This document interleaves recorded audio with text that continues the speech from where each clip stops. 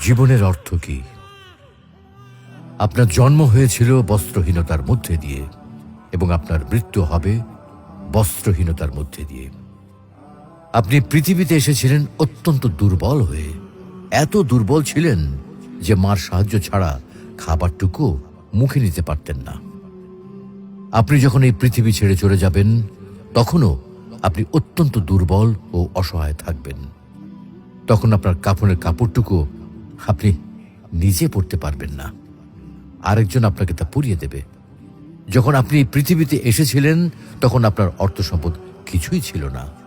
যখন আপনি এই পৃথিবী ছেড়ে চলে যাবেন তখনও আপনার অর্থ সম্পদ কিছুই থাকবে না।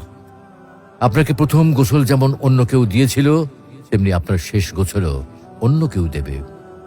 আপনি যেমন পৃথিবীতে একা এসেছিলেন, ঠিক তেমনি ভাবে আপনাকে পৃথিবী থেকে একাই চলে যেতে হবে।